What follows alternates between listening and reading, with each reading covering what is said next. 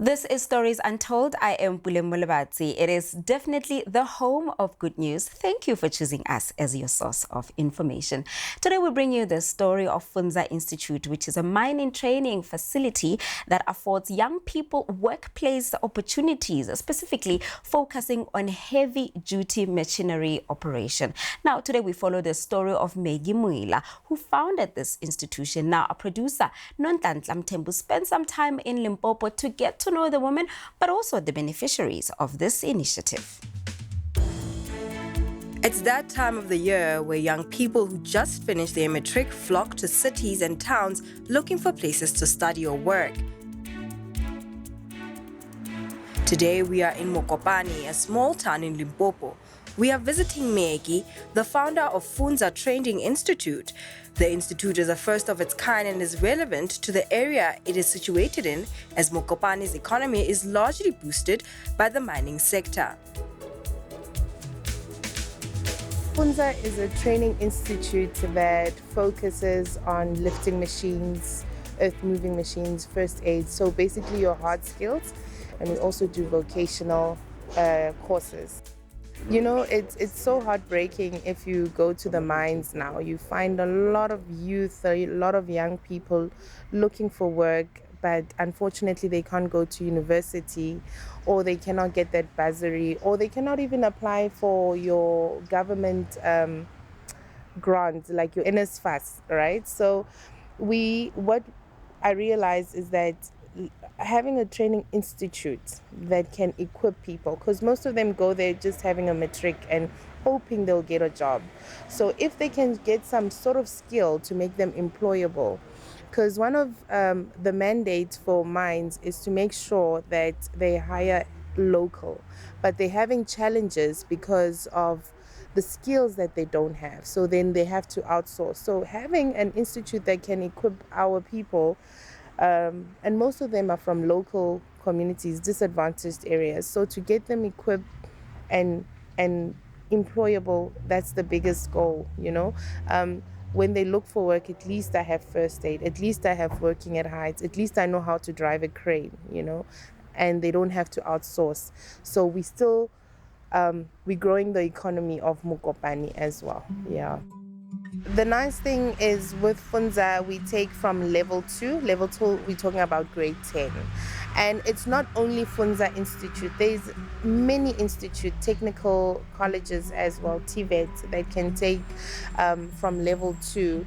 And the nice thing about Fundza, we are there to mentor you as well. So we look at, some people come here and they're clueless about what they want to study, but they want to further educate themselves. So we look at their results, we give them options on what can work, and we even have, you don't have to pay your full prices. We know how to negotiate and look at your situation. Maggie and her team hope the skills the community gain from the institute will play a role in decreasing the country's youth unemployment rate.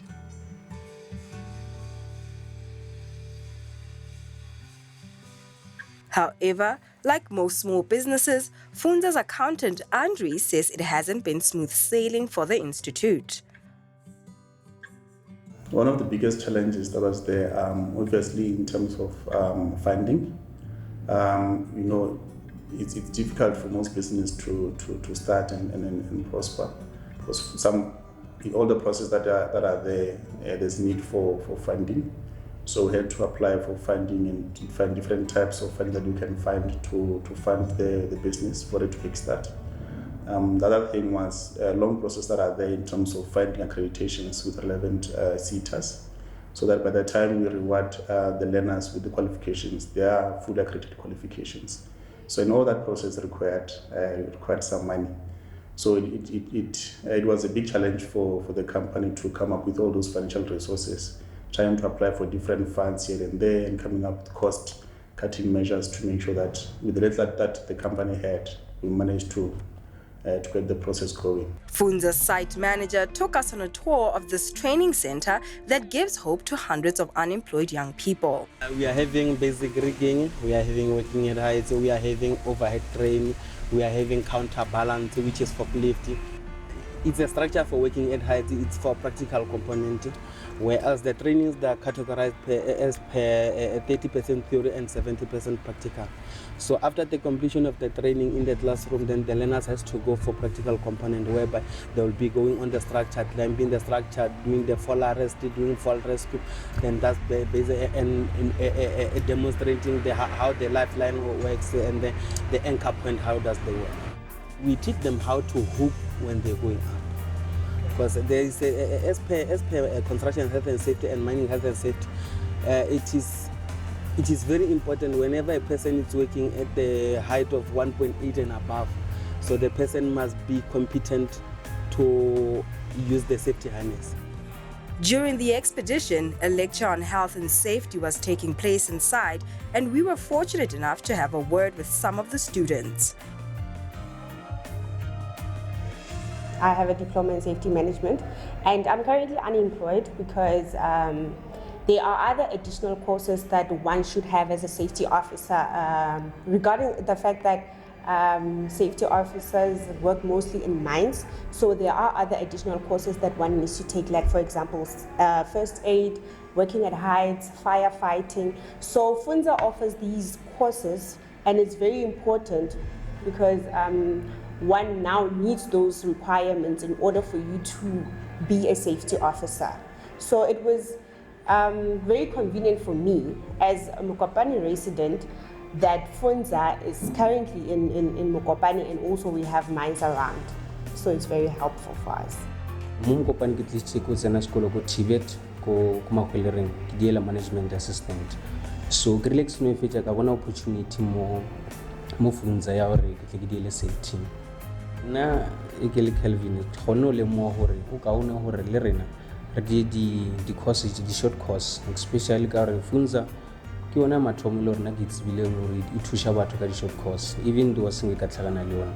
So ke bona re bula o kaone rena ke di hore ke khone ho bona ke tsena ka mebaeneng le nna.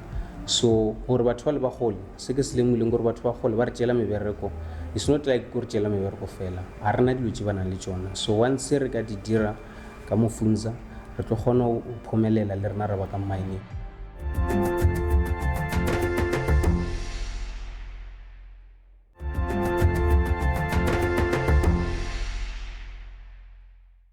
Welcome back. We have been giving you the story of Maggie Moila, who is a community builder as well as an entrepreneur. Now we focus specifically on the woman herself. Who is she when she is not at the Fundza Institute? What type of trials and tribulations did she face? Because we are all about personal stories that build character and ultimately inspire you, our viewers at home. We wanted to understand the woman behind this historic institution, her vision, and her past experience. Her brother was the first to let us in on their upbringing. When my dad passed on, Maggie was 11 by that time. It was really hard for everyone.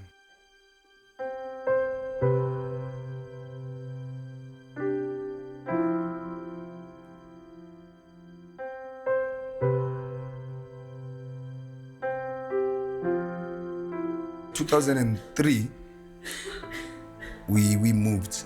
My mom had a breakdown. So we had to move from Alexander to Mokopane. As if that was not enough, their mother later passed on as well.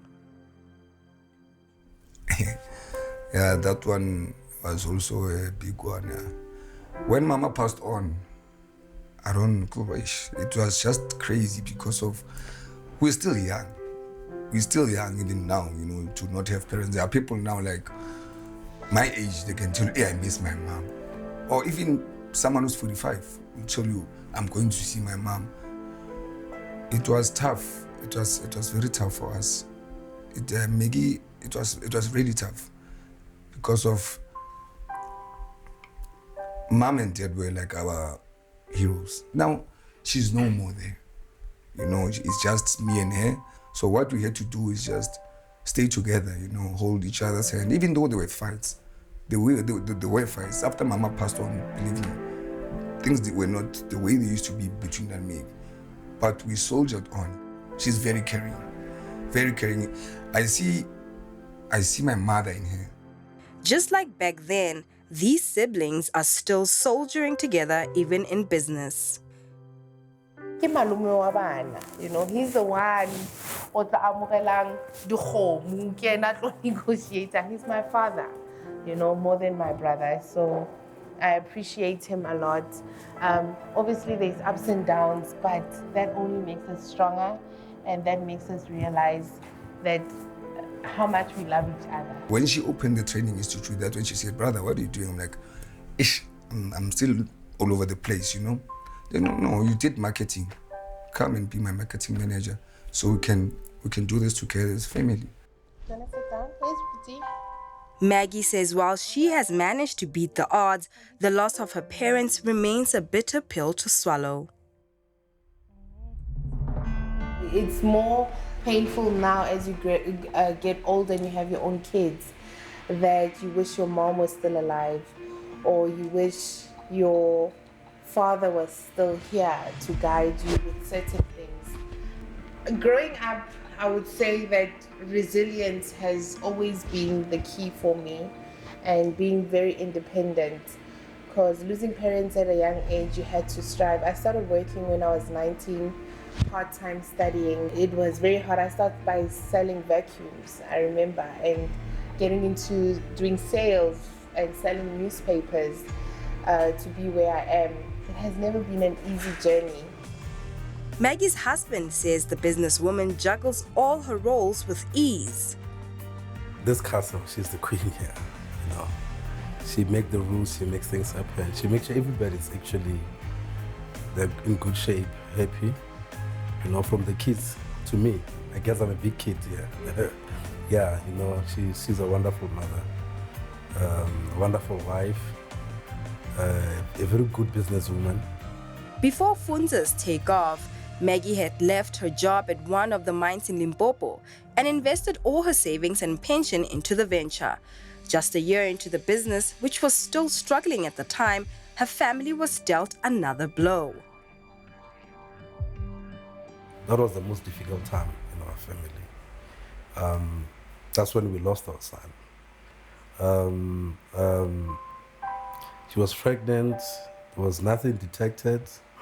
The pregnancy was, everything was good. I mean, we were doing all the checkups. Yeah, everything was just perfect. You know, we were so excited that we're going to have a baby boy. I remember the time I took her to the hospital.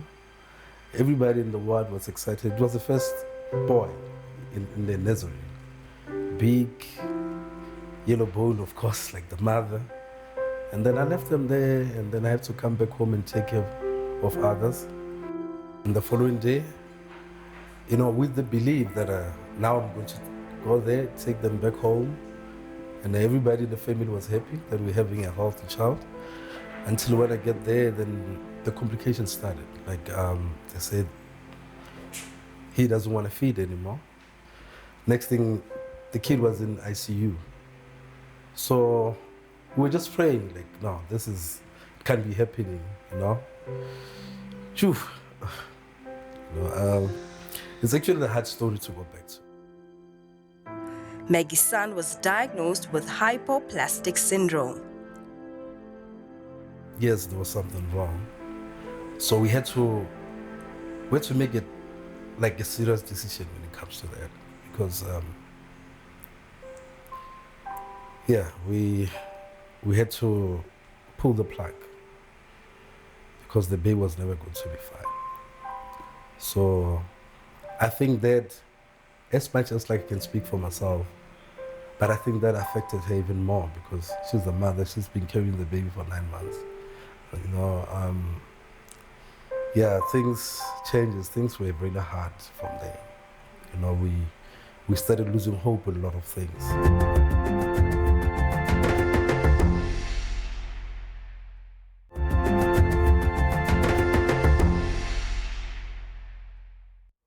And we are back right here on Stories Untold. We now get to meet the beneficiary of the Fundza Institute, and we also just find out how Maggie has impacted their lives. It's not just that, but we also find out from those around her, friends, family, as well as members of the community in Limpopo, how she has changed their lives. Let's go straight into it.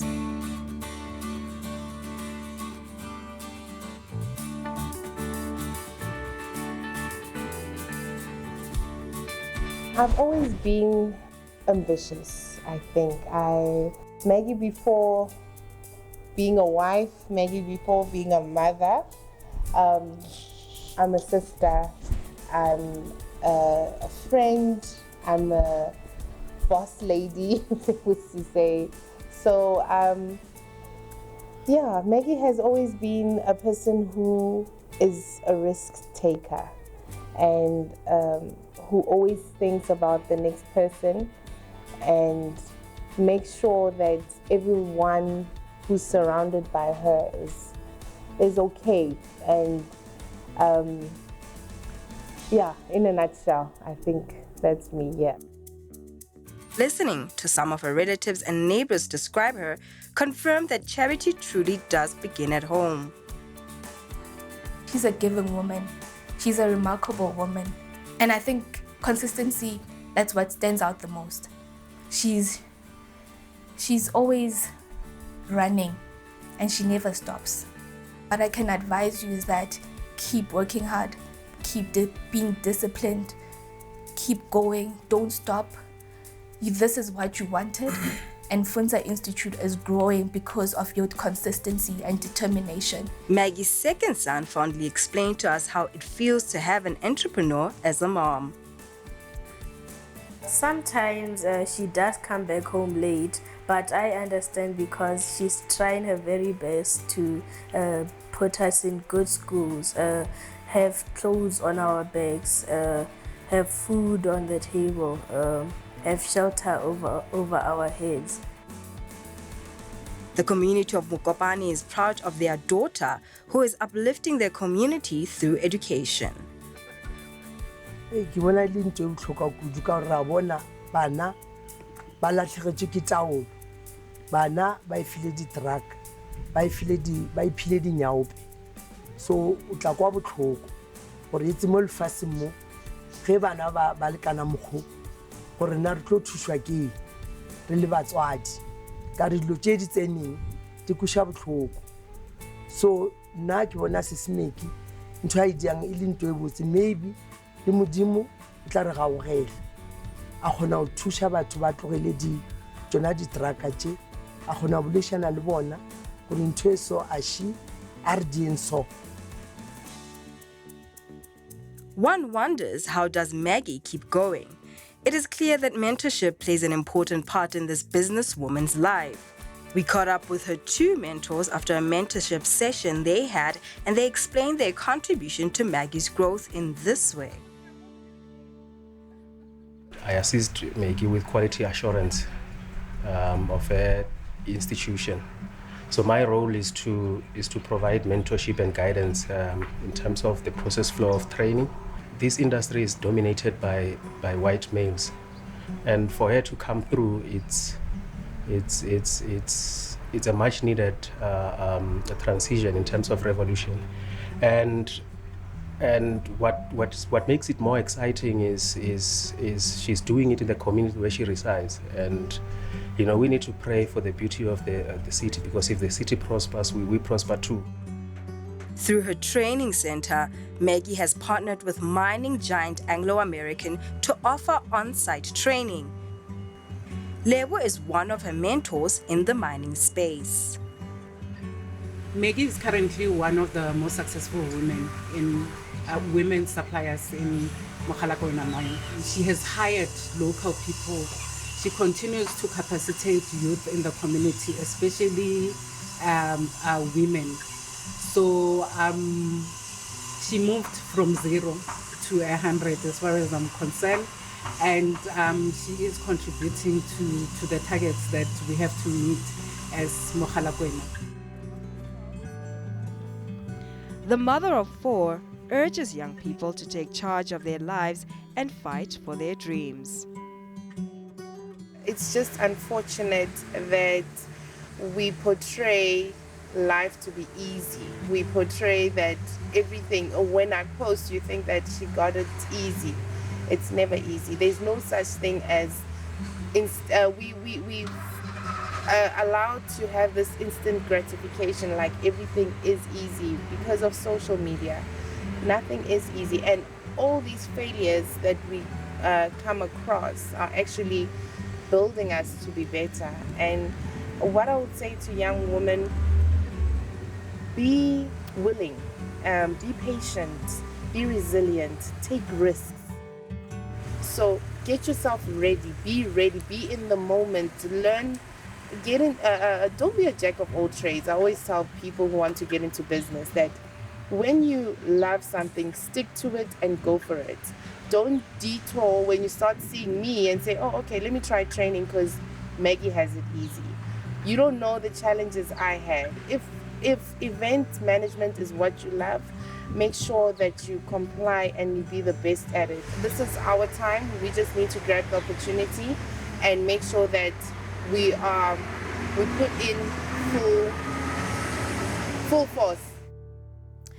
And we have reached the end of our show today. A big thank you to our featured guests for sharing their journey with us and, of course, making sure that we go back to those goals that we have once set for ourselves and reminding us that all it takes is the belief that it's definitely positive. We hope that we have impacted you in a positive way. Please send through those stories of inspiration, wherever, however they are. We always look forward to sharing them right here on Stories Untold. Who knows, you could be just like Maggie on the show today. Thank you for journeying with us. We end our show here for today. Until next week, goodbye.